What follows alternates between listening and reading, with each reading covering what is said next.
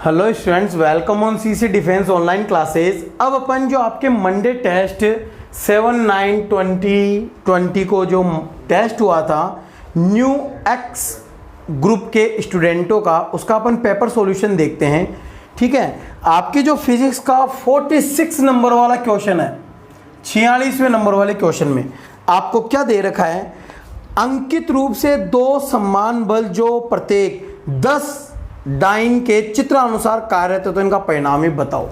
ठीक है, डायग्राम के अकॉर्डिंग डायग्राम आपके ऐसा बना हुआ है, 10 डाइन का ये फोर्स और आपके एक फोर्स इधर लग रहा है 10 डाइन का। इसका आपको क्या करना है, रिजल्टेंट फोर्स फाइंड आउट करना है, परिणामी बल ज्ञात करना है। तो सब परिणामी बल कैसे निकालें, मैंने आपको कहा था परिणामी बल ज्ञात करने के लिए अपन परिणामी बल का सूत्र लगाएंगे, परंतु उसके पहले आपको उनके बीच का कोण पता होना चाहिए। तो यदि यहां पर देखा जाए तो इनके बीच का कोण आप क्या लेंगे, 60 डिग्री। परंतु बच्चों यहां पे 60 डिग्री नहीं है। कोण जब भी अपन सदिशों का ज्ञात करते हैं तो कोण इस प्रकार ज्ञात किया जाता है कि दोनों सदिशों का शीर्ष एक बिंदु पर या दोनों सदिशों का पुच्छ टेल एक पॉइंट पे होना चाहिए। तो अपन इसको जब आगे की तरफ बढ़ाएंगे तो ये वेक्टर इधर जाएगा, तो ये इसकी टेल, दोनों की टेल एक जगह है, तो ये कोण इनके बीच में होगा। ये कोण कितना है, 120 डिग्री। और कोस 120 डिग्री बच्चों तुम्हें बताया हुआ है -1/2। ठीक है, तो परिणामी कितना होगा, R = स्क्वायर रूट ऑफ, माना ये आपके P है और ये आपके Q है, तो बच्चों क्या हो गया, P² + Q² + 2PQ cos 120 degree. और बच्चों cos 120 डिग्री किसके बराबर होता है, दोनों बल बराबर हैं तो क्या P² ले लें, तो 2P² cos 120 होता है -1/2। 2 से ये गया तो माइनस का P² ये कट गया, तो R = P, यानी कितना परिणामी बल लग रहा है, 10 डाइन का परिणामी बल लगेगा। तो आपके जो ऑप्शन नंबर इसका 1 है वो राइट है। अब इसी प्रकार अपन 47वें नंबर वाला क्वेश्चन करते हैं। 47वें नंबर वाले क्वेश्चन में आपको बोल रहा है कोणीय संवेग लीनियर मोमेंटम कौन सी वेक्टर क्वांटिटी होती है, यानी ये कौन सी वेक्टर क्वांटिटी है। तो आपको ऑप्शन में दे रखा है, एक तो अक्षीय सदिश एक्सियल वेक्टर, नंबर 2 है ध्रुवीय सदिश पोलर वेक्टर, नंबर 3 है स्केलर, या इनमें से कोई नहीं। तो आप सभी जानते हैं बच्चों कि जो आपके एंगुलर मोमेंटम होता है, कोणीय संवेग होता है, वो एक एक्सियल वेक्टर होता है, अक्षीय सदिश होता है, जिसकी डायरेक्शन अपन राइट हैंड थंब रूल से देते हैं। तो ये आपकी क्या होगा, एक अक्षीय सदिश होगा। तो आपके ऑप्शन नंबर 1 है वो भी इसका क्या होने वाला है, राइट होने वाला है। ठीक है, अब अपन 48वें नंबर का क्वेश्चन देखते हैं। 48वें नंबर पे क्वेश्चन में क्या बोल रहा है, 3 न्यूटन, 4 न्यूटन तथा 12 न्यूटन के बल एक ही बिंदु पर एक दूसरे के लंबवत कार्यरत हैं, तो परिणामी बल ज्ञात करो। ठीक है, यानी एक ही पॉइंट पर आपके 3 फोर्स कितने कितने के, 3 न्यूटन के, तो इसको एक्स एक्सिस में मान लेते हैं, तो 3i कैप।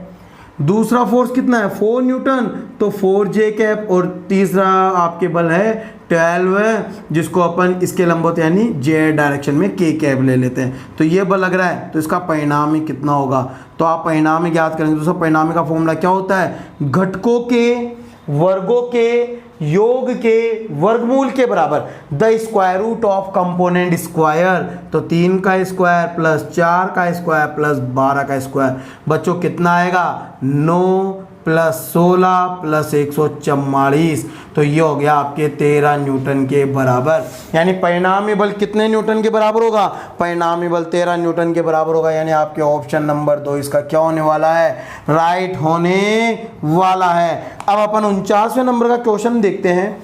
एक सदिश का परिमाण नहीं हो सकता, एक सदिश का मैग्नीट्यूड कभी भी नहीं हो सकता। क्या नहीं हो सकता, पॉजिटिव, यूनिट, नेगेटिव, शून्य। आप सभी को पता है कि किसी वेक्टर का मैग्नीट्यूड मॉड्यूलस से निकालते हैं, और मॉड्यूलस से जो क्वांटिटी होती है वो पॉजिटिव हो सकती है, जीरो हो सकती है या फिर आपके यूनिट हो सकती है, बट ये क्वांटिटी कभी भी नेगेटिव नहीं होगी, ऋणात्मक नहीं होगी। तो आपके इसका ऑप्शन नंबर 3 क्या है बच्चों, राइट है। अब अपन इसी प्रकार नेक्स्ट क्वेश्चन पे चलते हैं। 50वें नंबर वाले क्वेश्चन में बोल रहा है कि जो ए वेक्टर है, ए वेक्टर ए सदिश है, उसका यूनिट वेक्टर एन कैप है। तो सदिश कैसे निकालते हैं, सदिश बटे सदिश का परिमाण, यानी ए वेक्टर बटा हुआ ए का मैग्नीट्यूड, यानी जो आपके ऑप्शन नंबर 1 होगा इसका ये राइट होगा। अब अपन 51 नंबर वाला क्वेश्चन सोल्व करते हैं। 51 नंबर वाले क्वेश्चन में क्या बोल रहा है कि आपके यूनिट वेक्टर है, यूनिट वेक्टर जो है 0.4 आई कैप प्लस 0.8 जे कैप प्लस सी के कैप। तो बताओ सी की वैल्यू कितनी होगी। आप सभी को पता है बच्चों, जो यूनिट वेक्टर होता है उसका मैग्नीट्यूड, उसका परिमाण 1 होता है। तो मैग्नीट्यूड परिमाण कैसे निकालते हैं, घटकों के वर्गों के योग के वर्गमूल के बराबर। तो इसका घटक कितना है 0.4 का स्क्वायर कितना होगा 1.16 प्लस 0.8 का स्क्वायर 1.64 प्लस सी स्क्वायर। तो बच्चों सी स्क्वायर बराबर कितना होगा 1 माइनस 0.8 यानी कि 0.2। तो सी इक्वल टू हो गया स्क्वायर रूट ऑफ 0.2, यानी आपके इसका सी की वैल्यू कितनी आएगी, ऑप्शन नंबर 2 राइट होगा। वो कितना होगा स्क्वायर रूट ऑफ 0.2 के इक्वल होगा। इसी प्रकार अपन देखते हैं 52 नंबर वाला क्वेश्चन। 52 नंबर वाले क्वेश्चन में आपको क्या बोल रहा है कि यदि P vector dot Q vector जो किसके बराबर होता है, P Q cos sine theta बराबर पी क्यू है, तो ये कब होगा, जब cos थीटा बराबर 1 हो। cos थीटा 1 कब होता है, जब थीटा 0 डिग्री होता है। तो आपके इसका ऑप्शन नंबर 1 है वो क्या होने वाला है, राइट होने वाला है। इसी प्रकार अपन 53वें नंबर का क्वेश्चन देखते हैं। 53वें नंबर के क्वेश्चन में बोल रहा है कि आपको 2 वेक्टर दे रखे हैं, ए वेक्टर, एक तो ए वेक्टर दे रखा है, क्या है A vector 2ik plus 3j cap plus k cap, और आपको बी वेक्टर दे रखा है कितना, बी वेक्टर दे रखा है आपको माइनस का 3i कैप प्लस का 6k cap, not J cap के कैप दे रखा है। तो बताइए इनके बीच का कोण कितना होगा। कोण का फॉर्मूला जानते हैं, cos थीटा बराबर A vector dot B vector upon A का मैग्नीट्यूड और बी का मैग्नीट्यूड। बोलो होगा कि नहीं होगा।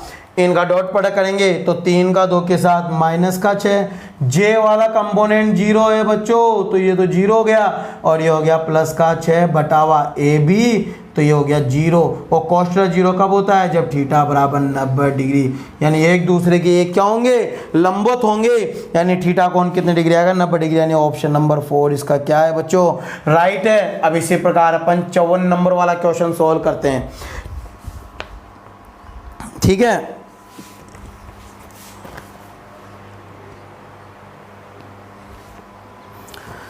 तो बच्चों अपने जो 54 नंबर वाला क्वेश्चन है उसके अंदर आपको ए वेक्टर दे रखा है, वो कितना है 3i cap plus 4j cap. अब इसका क्या बोल रहा है, y अक्ष पर प्रक्षेप्य ज्ञात करो। किस पे ज्ञात करना है, y अक्ष पर प्रक्षेप्य यानी प्रोजेक्शन ज्ञात करना है। किस पे, y अक्ष पे, y अक्ष का मतलब j कैप पे। तो j कैप से डॉट प्रोडक्ट कर दो, यानी जिस डायरेक्शन में तुम्हें प्रक्षेप्य निकालना है उसके साथ उसका डॉट प्रोडक्ट कर दो। डॉट प्रोडक्ट करोगे तो बच्चों कितना आएगा, आप जानते हो कि जे का जे के साथ होगा तो 4, इसका आपके प्रक्षेप्य कितना हो गया 4 के, सॉरी ये आपके सदिश जो दे रखा है वो कितना है 3i cap plus 4k cap दे रखा है k कैप। y एक्स पर प्रक्षेप तो j के साथ डॉट प्रोडक्ट कर दो। अब j के साथ डॉट प्रोडक्ट करो तो j वाला कंपोनेंट 0 है, तो इसका मतलब आंसर कितना आएगा 0, क्योंकि k जे वाला कंपोनेंट i और k के दोनों के लंबवत होगा, तो जब डॉट प्रोडक्ट करेंगे तो 0 आएगा, तो इसका घटक कितना होगा 0 होगा, यानी 4 नंबर इसका राइट ऑप्शन है। इसी प्रकार अपन 55 नंबर वाला क्वेश्चन देखते हैं। क्या बोल रहा है आपको कि जो p vector cross q vector है बराबर r वेक्टर दे रखा है। तो आप सभी जानते हैं जो r वेक्टर होगा वो लंबवत होगा p वेक्टर के, ये सही है। r वेक्टर होगा वो q वेक्टर के लंबवत होगा। r वेक्टर पैरेलल होगा P vector cross Q vector के, और आर वेक्टर परपेंडिकुलर होगा P vector plus Q vector के। तो इसका मतलब जो आपके ये ऑप्शन है ये पैरेलल होना चाहिए, और आपके जो ऑप्शन नंबर 4 है वो इसका क्या हो जाएगा, रॉन्ग हो जाएगा। अब अपन 56 नंबर वाला क्वेश्चन देखते हैं। 56 नंबर वाले क्वेश्चन में बोल रहा है कि किसी एक गतिमान कण का वीटी ग्राफ एक सरल रेखा है। वीटी ग्राफ क्या है, एक स्ट्रेट लाइन है। स्ट्रेट लाइन का मतलब सीधी सरल रेखा है। सीधी सरल रेखा है, इसका मतलब tan थीटा इसका क्या होगा, जो त्वरण देता है वो इसका क्या होने वाला है, नियत होने वाला है। तो आपके 56वें नंबर का क्वेश्चन का ऑप्शन नंबर 1 क्या होगा बच्चों, राइट होगा। इसी प्रकार अपन और क्वेश्चन देखते हैं आपके।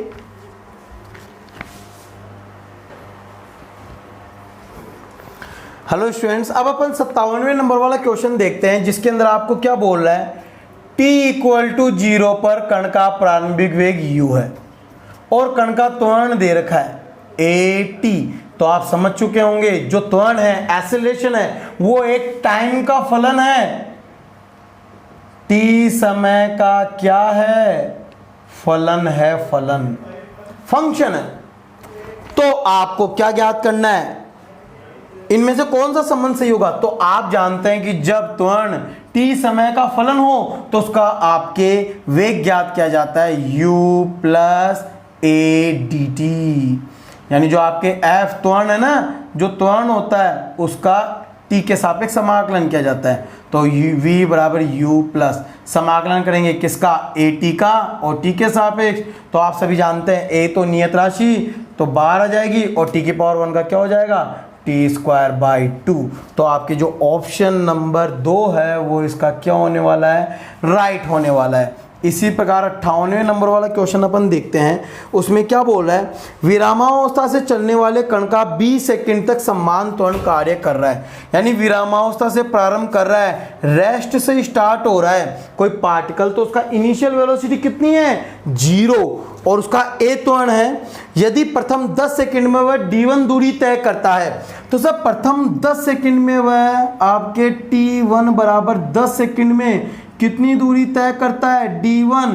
तो अपन क्या करेंगे, गति का द्वितीय समीकरण, सेकंड इक्वेशन ऑफ मोशन काम में लेते हैं, गति का द्वितीय समीकरण काम में लेते हैं, जो कितना होता है, s = ut + ½ at²। यानी d1 = u तो 0, ½ at², t कितना है बच्चों, 10 का स्क्वायर, कितना आ जाएगा, ये आपके इससे काटोगे तो ये आएगा 100, यानी कि 50 a आ गया। बोलो आएगा कि नहीं आएगा। अब क्या बोल रहा है कि यदि वह टोटल कितने सेकंड तक चलता है, 20 सेकंड तक, तो 20 सेकंड के अंदर तय दूरी कितनी होगी, 20 सेकंड में अपन s2 दूरी तय करेंगे, u तो 0 तो ½ a, 20 का होल स्क्वायर कितना आएगा, इसका हो गया 400, यानी कि 200 a हो जाएगा। बोलो होगा कि नहीं होगा।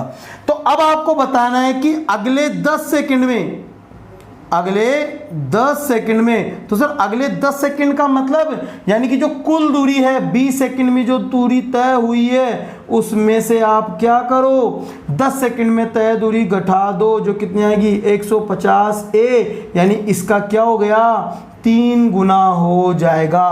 तो आपकी जो d2 दूरी होगी वो 10 सेकंड में तय दूरी का 3 गुना होगा। जो ऑप्शन नंबर 3 है, डी है वो इसका, सी है वो इसका राइट है। अब इसी प्रकार अपन 59वें नंबर वाला क्वेश्चन देखते हैं। 59वें नंबर वाले क्वेश्चन में बोल रहा है कि जो एस दूरी बराबर है a ब्रैकेट में t + b और plus ct²।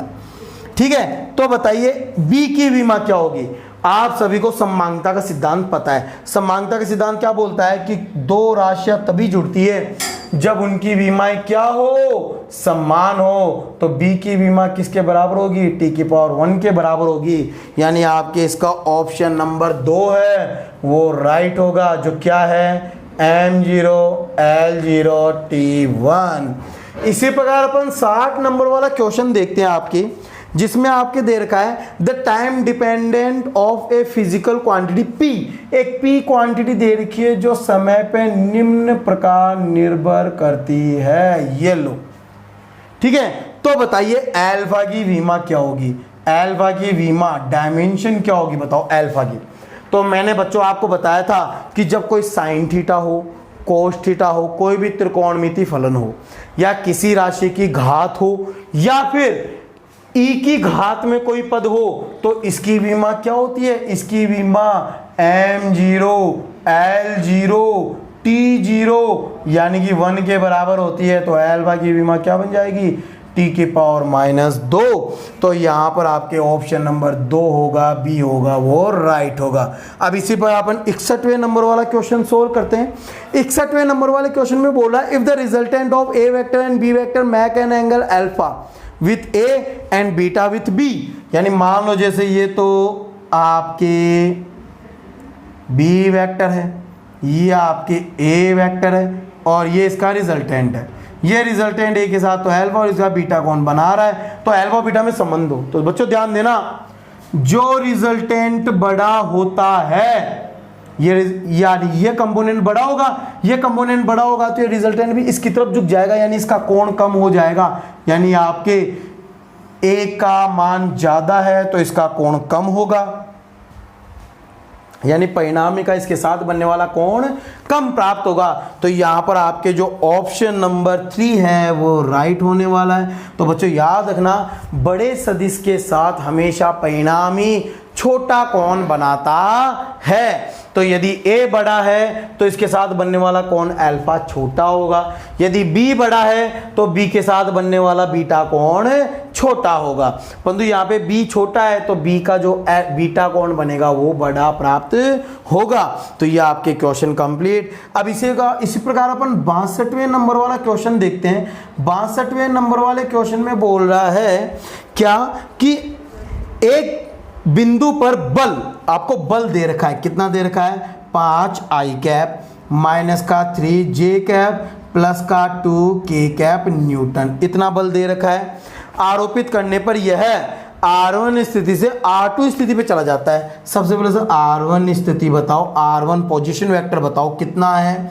2i cap plus 7j cap plus का 4k कैप से R2 पे चला जाता है। R2 का पोजीशन वेक्टर है माइनस का 5i कैप प्लस का 2j कैप और प्लस का 3k कैप। तो बताओ विस्थापन कितना होगा? तो सर विस्थापन कैसे निकालते हैं? R2 में से R1 माइनस कर दो। R2 में से R1 माइनस करोगे तो आपके -5 और ये माइनस का 2 माइनस का 7i कैप, 2 में से माइनस के 7 गए तो माइनस का 5j कैप, ठीक है। 3 में से 4 गए तो माइनस का 4k कैप होगा। तो आप जानते हैं कार्य क्या होता है? बल और विस्थापन का अदिश गुणनफल। i वाले का i के साथ तो कितना आएगा? माइनस का 7 पंजे 35, माइनस माइनस प्लस के 15 और ये हो गया आपके माइनस का 2। तो आप कार्य ज्ञात करोगे तो कितना आएगा बच्चों? देखो माइनस के 35 में से प्लस के 15 जोड़ेंगे तो बच्चों कितना आएगा? आपके माइनस का 20 और माइनस के 2 मिलके माइनस का 22 जूल हो जाएगा। यानी आपके जो ऑप्शन नंबर 2 है वो 62वें का राइट होगा कि नहीं होगा? ठीक है। इसी प्रकार आपको क्वेश्चन बोल रहा है 63वां क्वेश्चन क्या बोल रहा है कि आपके दो सदिश A और B जिनके परिणामों के अधिकतम व न्यूनतम परिणामियों का अनुपात 5:2 है। अधिकतम का मतलब A प्लस बी, न्यूनतम का मतलब A माइनस बी बराबर आपको दे रखा है कितना? 5/2। तो आप सभी जानते हैं बच्चों योगांतर अनुपात से, यानी ऊपर वाली संख्या में एक बार हर जोड़ दो और ऊपर वाली संख्या में एक बार हर घटा दो। तो आपने 5 में 2 जोड़ा और 5 में से 2 घटाया, b से b गया, a से a गया, तो 2a/2b बराबर कितना हो गया? 7/3। तो आपके 3a बराबर 7b ऑप्शन राइट होगा। यानी आपके जो ऑप्शन नंबर 1 है वो इसका राइट होने वाला है। इसी प्रकार पर नेक्स्ट क्वेश्चन देखते हैं अपने।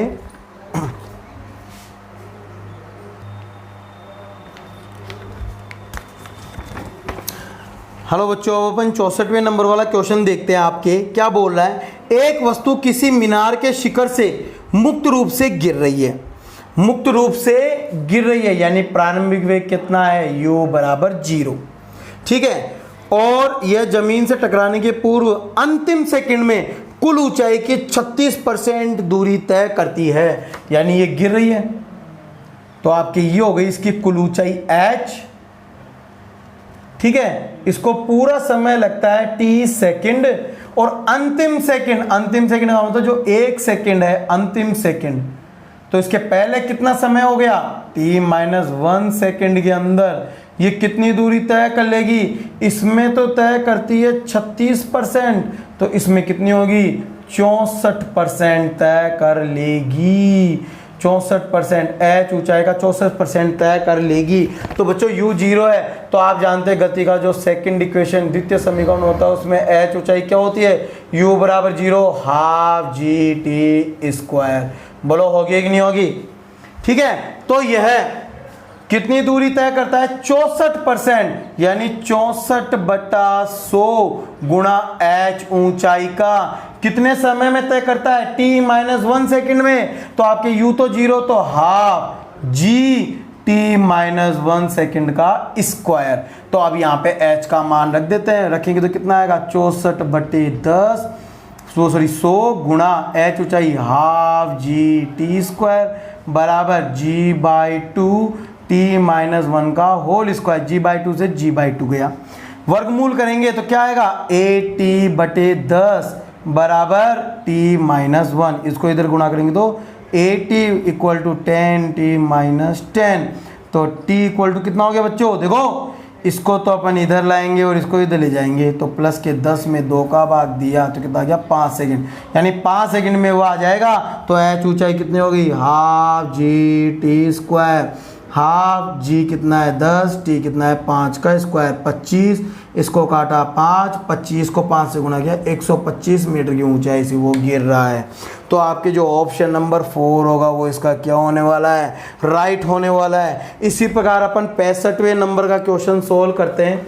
बच्चों जो 65वें नंबर का क्वेश्चन है वो एक प्रक्षेप्य गति का क्वेश्चन है, और उस प्रक्षेप्य गति के अंदर आपको क्या बोला है, 0.5 kg द्रव्यमान का कण गुरुत्व के प्रभाव में इतने वेग से, यानी आपके द्रव्यमान दे रखा है, m दे रखा है 0.5 kg, यानी 1/2 kg, कितने वेग से, प्रारंभिक वेग दे रखा है आपको 98 मीटर पर सेकंड, 98 मीटर पर सेकंड, और आपको थीटा कोण दे रखा है, कितना दे रखा है, 60 डिग्री।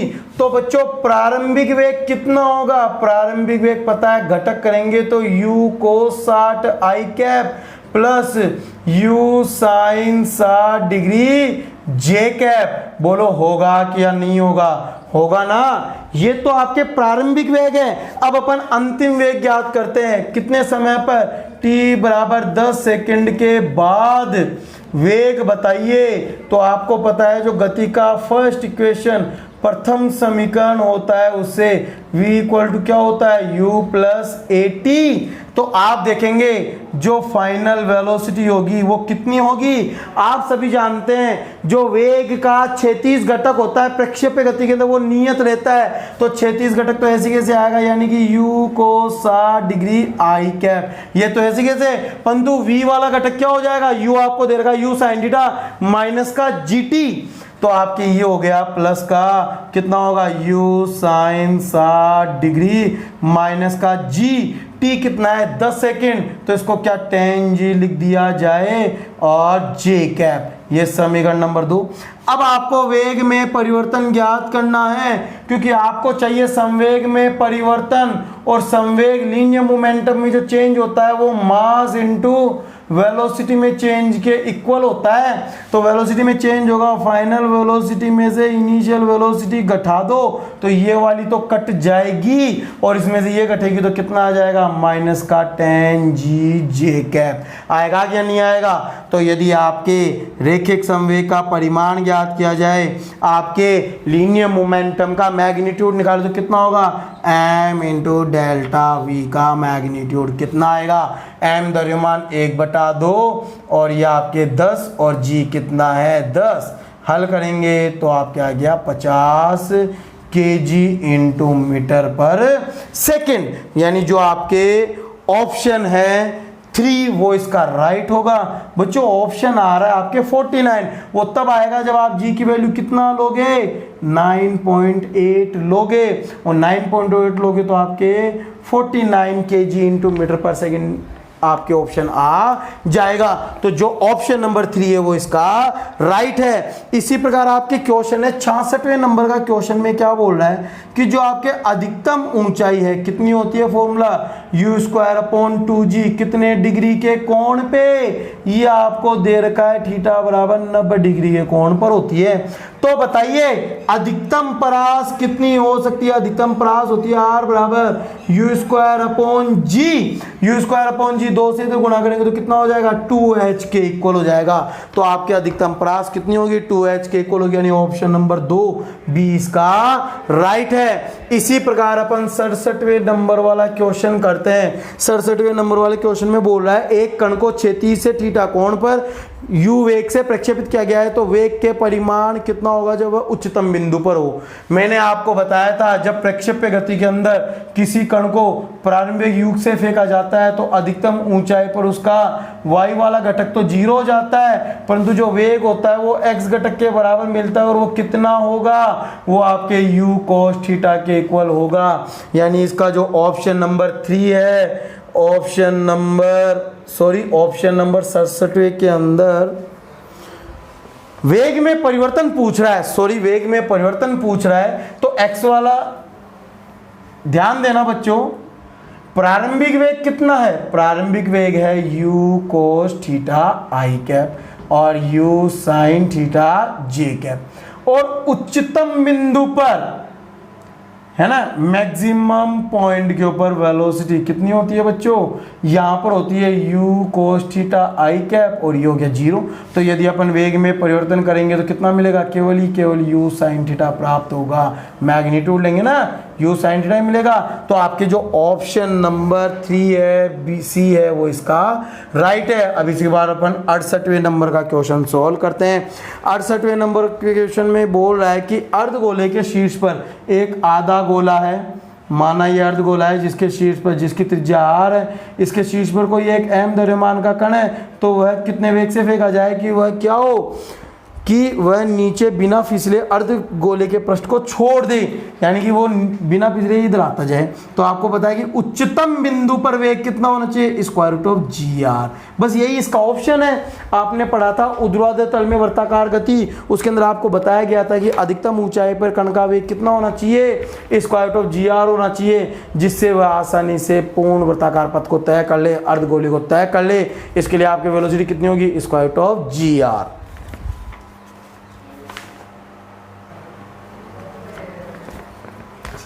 अब अपन स्टूडेंट 69वें नंबर वाला क्वेश्चन देखते हैं, 69 नंबर वाला।